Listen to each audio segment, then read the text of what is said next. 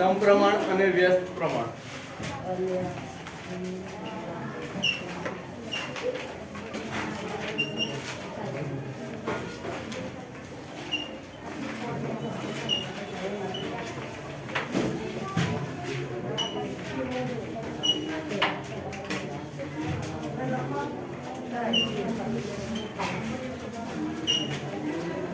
જે પ્રોબ્લેમ હોય ને ક્લાસ ટીચરને કહેવાનું. ના લખવા નથી. બે સૂત્ર છે આખા ચેપ્ટરમાં અને બે સ્વાધ્યાય છે, બરાબર. પહેલું જોઈ લો. પહેલું સૂત્ર છે એનો ઉપયોગ પહેલા સ્વાધ્યાયમાં છે, બીજા સૂત્રનો ઉપયોગ બીજા સ્વાધ્યાયમાં છે. જેને ભણવું હોય ને એ જ આવજો, બરાબર. પૂછવા ચાલુ કરીશ. 4 જ ચેપ્ટર બાકી છે. હા, પેલા બાકી રહ્યા જોઈ લો. એમાં હું કેમ કરો છો? કઈ નવું તો કીધું નથી. એટલે હવે શાંતિથી ચાલશે. ચેકિંગ બેકિંગ બધું થશે, બરાબર. એટલે ભણવું હોય ને એ જ આવજો. વાતો કરવા વાળા ના આવતા. ઘરે વિડિયો જોઈ લેજો અને પૂછો. ઊભા કરીશ પૂછવા. x1 y1 x2 અને y2. જો પહેલું સ્વાધ્યાય આના પર છે, બીજું સ્વાધ્યાય બીજા પર છે.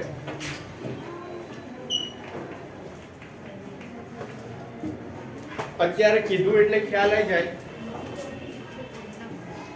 પણ એક્ઝામમાં આપણને ખબર પડી જોઈએ કયું ફોર્મ્યુલા યુઝ થાય છે. ફોર્મ્યુલા બંને સેમ જ છે. આ સમપ્રમાણ છે, આ વ્યસ્ત પ્રમાણ. સમપ્રમાણ એટલે સમાન ગુણોત્તર. ગુણોત્તર વાળું આપણે ભણી ગયા છે ગયા સત્રમાં, છેલ્લું ચેપ્ટર. અને વ્યસ્ત પ્રમાણ એટલે વ્યસ્ત. આની આગળનું ચેપ્ટર ભણ્યા એમાં વ્યસ્ત કરતા હતા આપણે. કોઈ પણ કિંમત હોય, જો આને બીજી રીતે લખું, x1 y1 ઇન્વર્સ. y1 છે એને નીચે લાવી દીધો મેં, બરાબર. x2 y2 છે એને નીચે લખી દીધો. કોઈ પણ કિંમતમાં ઘાત ના હોય તો એક ઘાત લખી શકીએ આપણે, બરાબર. તો અહીંયા y1 ની એક ઘાત હોય એને મેં નીચે લઈ લીધી. જે આગળના ચેપ્ટરમાં આપણે જોયેલું છે, બરાબર. એમાં કિંમત જોઈતી આપણે. કોઈ પણ કિંમત હોય x નો ઘન, તો એને વ્યસ્ત લખવું હોય તો શું લખતા હતા? 1 x નો ઘન માઈનસ, બરાબર. આ વ્યસ્ત કહેવાય. તો ફોર્મ્યુલા બંને સેમ જ છે. અહીંયા જો x1 y1 x2 y2 y1 y2, પણ અહીંયા સમપ્રમાણ છે એટલે પોઝિટિવ છે. વ્યસ્ત પ્રમાણ છે એટલે આ વ્યસ્તમાં છે, બરાબર. y1. હવે જો આનો યુઝ ક્યાં થાય? તો સમપ્રમાણ અને વ્યસ્ત પ્રમાણ આ ત્યારે યુઝ થશે કે કોઈ પણ કિંમત આપી હોય. એક્ઝામ્પલ તરીકે લઈએ, કોઈ પણ વસ્તુ હોય, ટાઈમ ચાલતો જાય, બરાબર. તો એના પ્રમાણમાં કોઈ પણ આપણે કેલ્ક્યુલેશન કરતા હોય તો એ પણ સ્ટાર્ટ રહે, બરાબર. પીરિયડ હોય, ટાઈમ ચાલતો રહે, 35 મિનિટે પીરિયડ બદલાતો રહે, બરાબર. તો એ શું થાય? જેમ ટાઈમ વધતો જાય એમ પીરિયડ પણ વધતો જશે, બરાબર. તો એને કહેવાય સમપ્રમાણ. વ્યસ્ત પ્રમાણ એટલે એવી કિંમત કોઈ એક સાઈડ વધતું હોય અને બીજી સાઈડ ઘટતું હોય. બાઇક હોય એમાં 10 લીટર પેટ્રોલ પુરાયું હોય, તો જેમ બાઇક ચાલતું જાય એમ પેટ્રોલ ઘટતું જાય, બરાબર. તો એને કહેવાય વ્યસ્ત પ્રમાણ. વ્યસ્ત પ્રમાણમાં એક રાશિ એવી હોય જે વધતી જાય, પણ સામેની ઓપોઝિટ રાશિ હોય એ ઘટતી જાય. એ વ્યસ્ત પ્રમાણ કહેવાય, બરાબર. એક્ઝામ્પલ લઈશું એટલે ખ્યાલ આવી જશે. સમપ્રમાણમાં એક વસ્તુ વધતી હોય તો જોડે બીજી હોય એ પણ એ પ્રમાણે વધતી જશે, બરાબર. એને કહેવાય સમપ્રમાણ. આ સૂત્ર કઈ રીતે મૂકવાનું ક્વેશ્ચનમાં એ વસ્તુ ખાલી મેં શીખવાડી. બાકી સિમ્પલ જ છે, પણ એક્ઝામમાં દાખલા ભેગા આવે ત્યારે કન્ફ્યુઝન થાય. આ સૂત્ર મૂકું કે આ સૂત્ર મૂકું, બરાબર. સમપ્રમાણ એટલે પોઝિટિવ આવશે, ઇન્વર્સ. વ્યસ્ત પ્રમાણમાં નીચે વાળું y1 છે એ માઈનસ આવશે, બરાબર. એને ઉપર લઈએ એટલે આ સૂત્ર બનશે. આપણે યુઝ આનો કરવાનો છે, આ સમજાવવા માટે છે ખાલી. વ્યસ્ત પ્રમાણ કોને કહેવાય, બરાબર. યુઝ આનો જ કરવાનો. y1 છે એને ઉપર લીધા એટલે -1 હતો એ +1 થઈ ગયો, બરાબર. એક ઘાત ના લખે તો પણ ચાલે. x1 y1, અહીંયા x1 ભાગ્યા y1. આ સમપ્રમાણ છે, આ વ્યસ્ત પ્રમાણ છે, બરાબર. ખાલી આ બે વસ્તુ લખી કાઢો. આના પરથી છે આખું.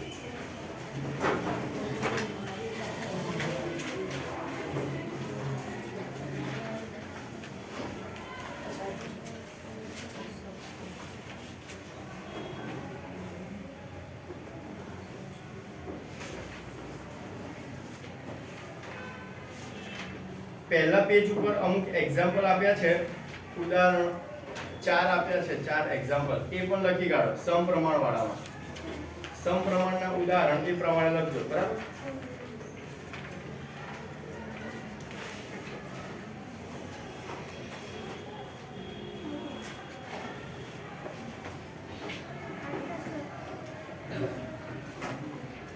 અલગ અલગ છે. પેજ નંબર પહેલું છે પ્રકરણ હા, એમાં 4 ઉદાહરણ છે એ અલગ અલગ છે, સમપ્રમાણના છે અને વ્યસ્ત પ્રમાણના પણ છે. બરાબર. સમપ્રમાણ વાળા હોય એ સમપ્રમાણમાં લખો, વ્યસ્ત પ્રમાણ વાળા વ્યસ્ત પ્રમાણમાં લખો.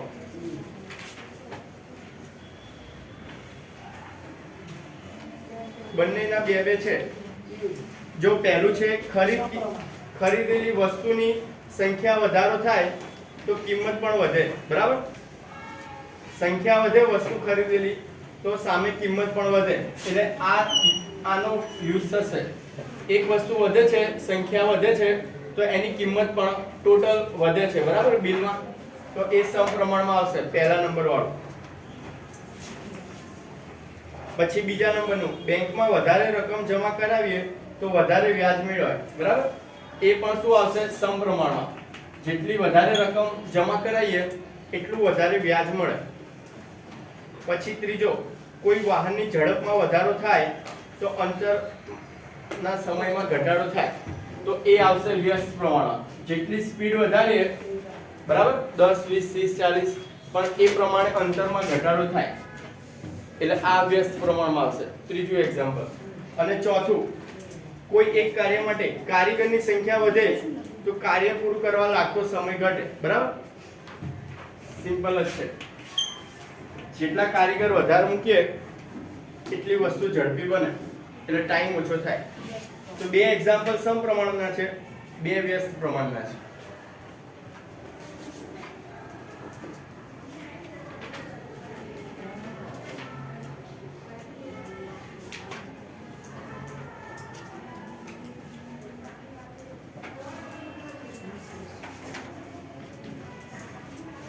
પતી ગયું? પતી ગયું? બાજુમાં આ લખ્યા 4 ઉદાહરણ કીધા. હા, તો બોલ્યો એમાં સમજણ ના પડી?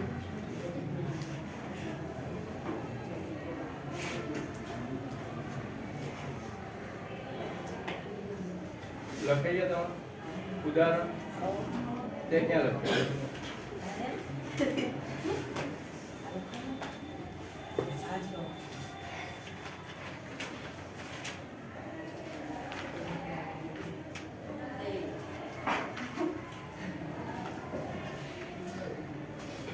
પતી જાય પેજ નંબર 204 પર આવી જજો. પતી જાય.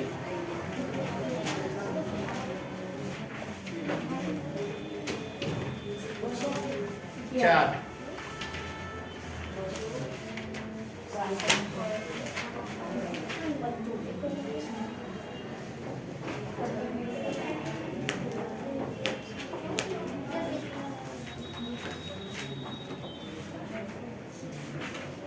પેજ નંબર 204 પ્રશ્ન નંબર 1, એમાં પણ 3 અલગ અલગ ક્વેશ્ચન આપેલા છે. તો ચેક કરવાનું છે સમપ્રમાણ છે કે વ્યસ્ત પ્રમાણ.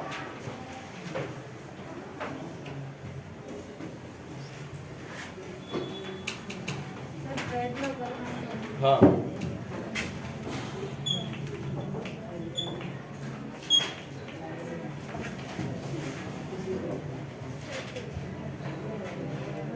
જો x વાળી લાઈન આપી છે અને y વાળી લાઈન આપી છે. x વાળી લાઈન છે x1 x2 x3 એ પ્રમાણે લેતા જવાના અને y વાળી લાઈન છે એને y1 y2 y3 લેતા જવાના. x1 બરાબર 20, y1 બરાબર 40. જો હવે સમપ્રમાણ છે કઈ રીતે ખબર પડશે? તો x1 અને y1 દરેકના ગુણોત્તર સરખા હશે તો એ સમપ્રમાણમાં હશે, અને જો દરેકના ગુણોત્તર સરખા ના હોય તો એ સમપ્રમાણમાં ના હોય. બરાબર.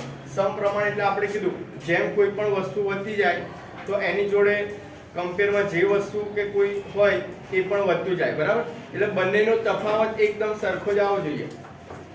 તે પ્રમાણે એક્ઝામ્પલ લખો એટલે ખ્યાલ આવશે.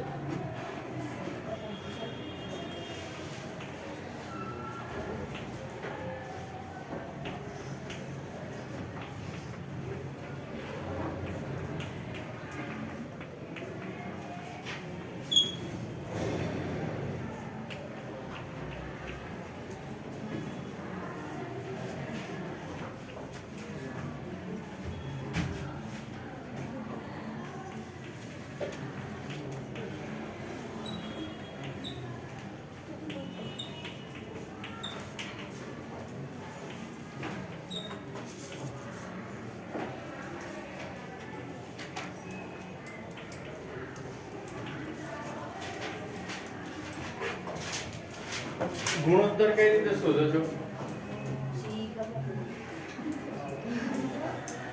ગુણોત્તર આપેલો છે, બરાબર? 20/40 હોય તો આને ગુણોત્તર આ રીતે પણ લખી શકાય. આપણે 20/40, બરાબર? આ રીતે લખતા હતા. પણ આને અતિ સંક્ષિપ્ત સ્વરૂપમાં ફેરવવાનું. દરેક કિંમત સરખી આવે તો સમજવાનું કે સમપ્રમાણમાં છે, બરાબર? દરેકનો ગુણોત્તર સરખો. એનો મતલબ શું? 20 અને 40 તો કેટલા થશે? 20 * 40 તો 1/2, 1/2 આવશે, બરાબર? આ રીતે દરેક ચેક કરવાના. 17 * 34, 14 * 28, 11 * 22, 8 * 16, 5 * 10 અને 2 * 4. તો દરેકમાં 1/2 આવે છે. એનો મતલબ ગુણોત્તર તો સરખો જ છે દરેકમાં, માટે કેવી કહેવાય? સમપ્રમાણ કહેવાશે આ, બરાબર? દરેકનો ગુણોત્તર સરખો આવવો જોઈએ તો સમપ્રમાણ કહેવાય. લખવાનું છે.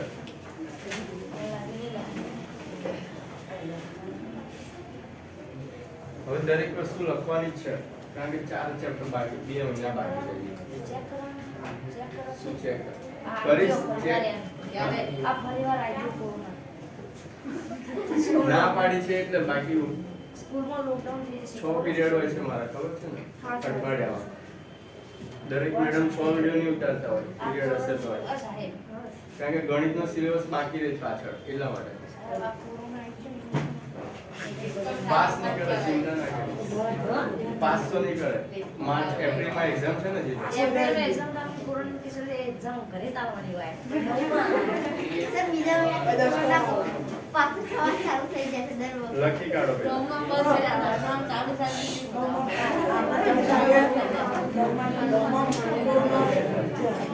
તું લખવાનું પહેલા. આ એક જ છે સર. બીજો જાતે ગણવાનો છે. બીજો ટ્રાય કરો. સર આ હા, બીજો સેમ આ રીતે કરવાનો. દરેકમાં સરખો જવાબ આવે છે કે નહીં એ ચેક કરવાનો. જો સરખો જવાબ આવે તો આ સમપ્રમાણમાં કહેવાય, બરાબર? અહીંયા લખી દેજો જવાબમાં સમપ્રમાણમાં છે.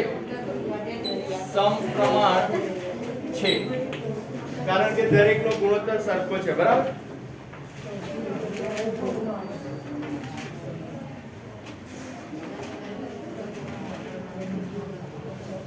જે ભણવા આવતા હોય ને ધ્યાન રાખજો, બરાબર? વાતો કરવાનું બંધ કરી દેજો. હવે પૂછવાનું ચાલુ કરીશ, ઉભા કરી. અને 9 ચેપ્ટર છે, અત્યાર સુધી ના આવડ્યું હોય તો હવે ચાલુ કરી દેજો. ઓલું નહીં આવતું, સમજાવવું પડશે તમને. બેઝિક બનાવવાની વાત. પહેલું છે વાંધો નહીં. પતી ગયું આ? આ બધું પતી ગયું.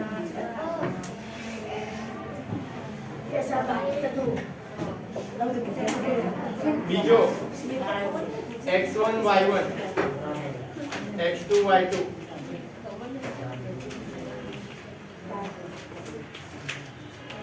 6/4 10/8 14/12 6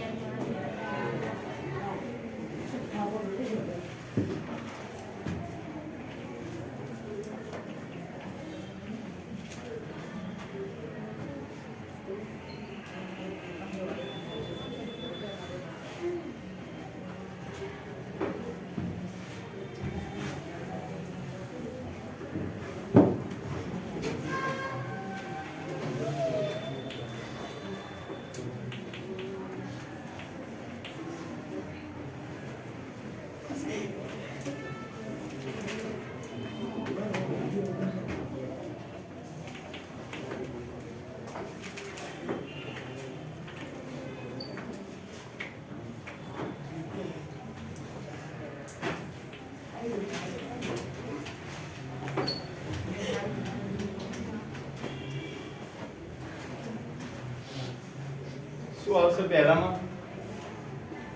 અતિ સંક્ષિપ્ત સ્વરૂપ, નાનામાં નાનું સ્વરૂપ. ભાગ કરો. શું નહીં આવડતું? જો તો ખરો પહેલા. છેદ ઉડાડો, શું થશે? બોલ. 3 ના છેદમાં 2, બરાબર? 6 છે તો 3 દુ 6 થાય અને અહીંયા 2 દુ 4 થાય. 2 કેન્સલ થઈ જાય ઉપર નીચે એટલે 3 દૂત્યાંશ વધે. અહીંયા 5 દુ 10 અને 4 દુ 8. આ રીતે ગણવાનું, બરાબર? ભાગ પાડવાના અવયવ. 2 કેન્સલ થઈ જશે ઉપર નીચે તો 5 ના છેદમાં 4. જો અહીંયા પહેલા બંને છે એ અલગ છે, બરાબર? નિયમ એવો છે દરેક સેમ હોવા જોઈએ, પણ પહેલા બંને તે અલગ થઈ ગયા એનો મતલબ આ કેવું છે? સમપ્રમાણમાં નથી, બરાબર? સમપ્રમાણમાં નથી, પણ આપણે દરેક માટે ચેક કરવાનું. 14 છે 12 તો 7 દુ 14, 6 દુ 12, 9 દુ 18,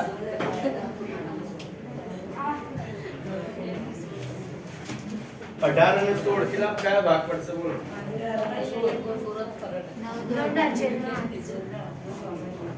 9 ના છેદમાં 8,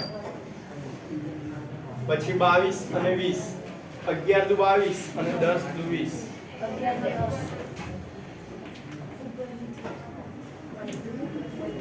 12 દુ 24 ને 13 દુ 26.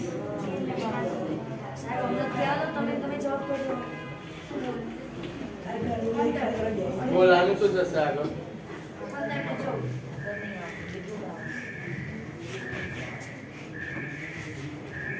આના કયા ભાગ પડશે આગળ? 15 અને 14.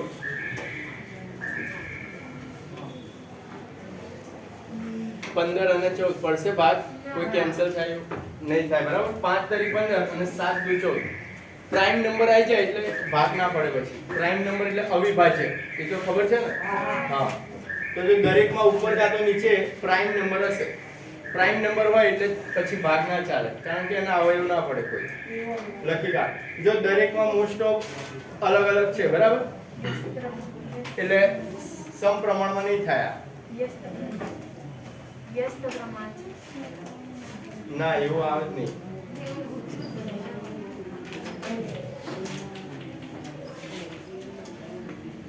વ્યસ્ત પ્રમાણ માટેનું સૂત્ર જ અલગ છે, તેનું કહી ના શકાય આમાં. લખી કાઢો. ત્રીજો કણો જાતે હવે સેમ આ જ રીતે, બરાબર? ત્રીજો કણો, ત્રીજો, હા.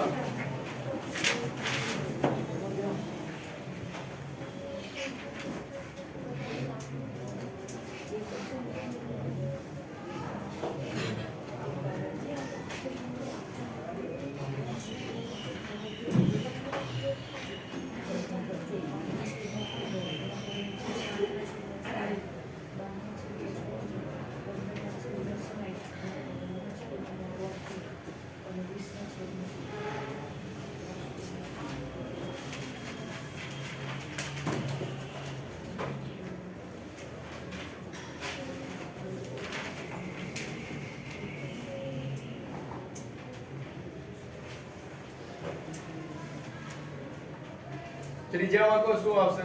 સમપ્રમાણ કે છે કે નથી? છે.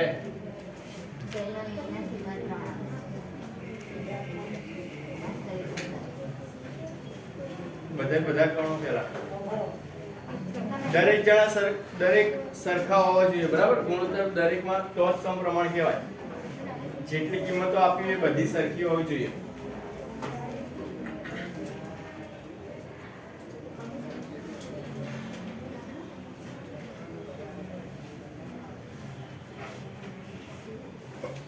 સમપ્રમાણ નથી. નથી. કેમ? સર પહેલા 3 સરખા આવે છે પછી બીજા 2 સરખા આવે છે અને છેલ્લો સરખો આવે છે બધે સરખા નથી. પહેલા 3 માં 1/3 આવે છે અને જો ચોથું છે એમાં 15 અને 60 છે એટલે 15 ચોક 60 થશે બરાબર. એટલે 1/4 આવશે એમાં.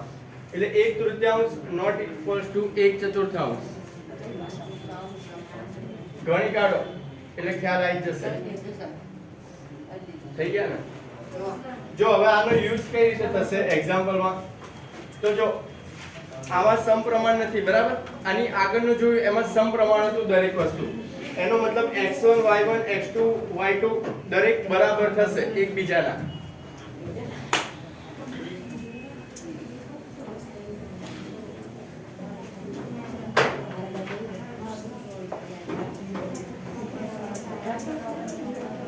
જો એની નીચે ત્રીજો થઈ ગયો ને, ત્રીજો થઈ ગયો. એની નીચે કોષ્ટક આપ્યો છે ઉદાહરણ 1 માં. ઉદાહરણ 1 માં કોષ્ટક આપ્યો છે નીચે છેલ્લે. તો એમાં જો y2 y3 y4 અને y5 શોધવાના કીધા છે. અત્યાર સુધી આપણને દરેક કિંમત આપેલી પણ આમાં કોષ્ટકમાં કિંમત આપી નથી.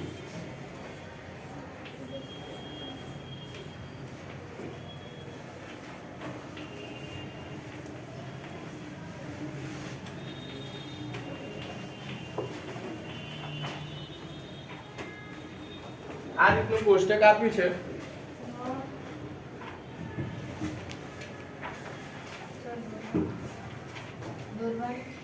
ના છે જ ને બુકમાં ઉદાહરણ. જો આ રીતની કિંમત આપી છે તો આમાં જે ખૂટતી કિંમત છે એ શોધવાની છે. અત્યારે આપણે એક્ઝામ્પલ જોયો એમાં x1 y1 x2 y2 દરેક કિંમત આપેલી, ખાલી આપણે ચેક કર્યું બરાબર. તો સમપ્રમાણ કોને કીધું? તો દરેકનો ગુણોત્તર સરખો હતો એને આપણે સમપ્રમાણ કીધું બરાબર. તો અહીંયા જો આ એ કેવું છે જેની કિંમત આપેલી છે 5 અને 210 બરાબર. તો y2 y3 4 અને 5 તો આને હું x1 y1 લઈ લઉં. x1 y1 તો આપણું સૂત્ર શું હતું? x1 y1 x2 y2 બરાબર. કોઈ પણ કિંમત માટે અહીંયા આ કિંમત શોધવી છે y2 ની એટલા માટે આ ભાગ લીધો છે મેં. y5 શોધવું હોય તો આ રહ્યો ભાગ અહીંયા લખવાનો બરાબર. x2 ભાગ્યા y2. તો x1 ની કિંમત કેટલી છે આપણી પાસે? 5 અને y1 કેટલી છે? 210. અહીંયા છે 2 અને y2. હવે જો આ બરાબર કઈ રીતે લખાય? તો પહેલો એક્ઝામ્પલ જો સમપ્રમાણ હતું એમાં દરેક કિંમત સરખી હતી બરાબર. x1 y1 x2 y2 x3 y3 આપણે શોધ્યા, દરેકનો ગુણોત્તર સરખો આવતો તો ત્યારે જ આપણે એને સમપ્રમાણ કીધું બરાબર. તો અહીંયા 5 અને 210 2 અને y2 તો એક ચલ છે આપણી પાસે બરાબર. એક ચલ વધ્યો છે તો આના પરથી કિંમત મળશે આની. y2 ને કરતા બનાવી દો તો એની કિંમત આપણને મળી જશે.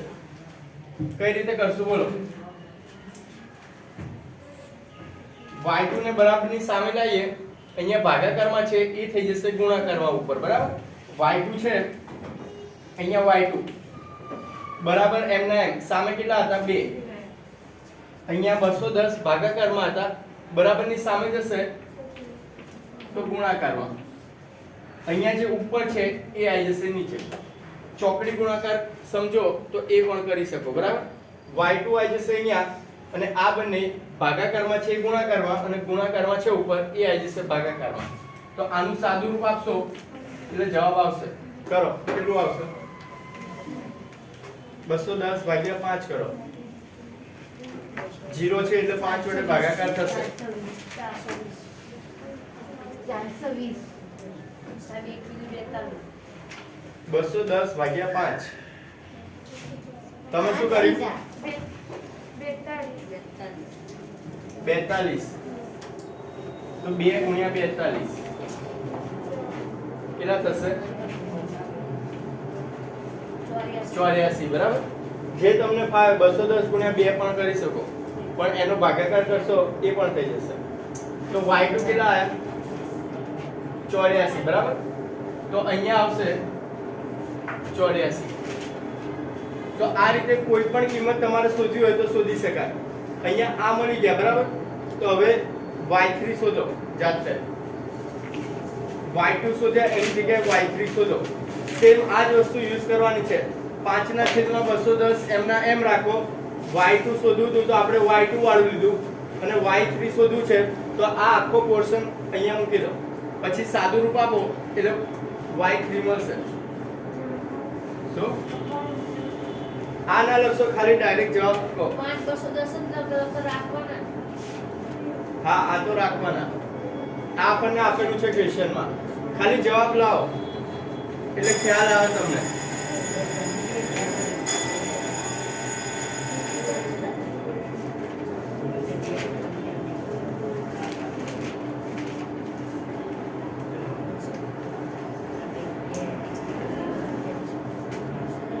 y3 શોધો કેટલો આવશે?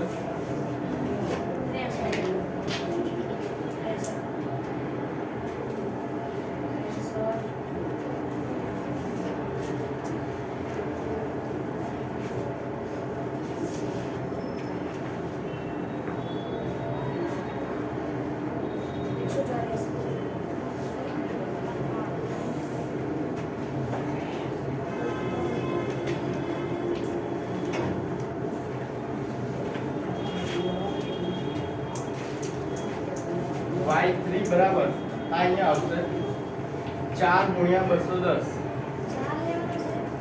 ભાગ્યા 168 y3 બરાબર. તો આ રીતે કોઈ પણ કિંમત શોધી શકાય. અહીંયા કોષ્ટક આપ્યું છે, એક્ઝામ્પલમાં બે કિંમત પણ આપી હોય બરાબર.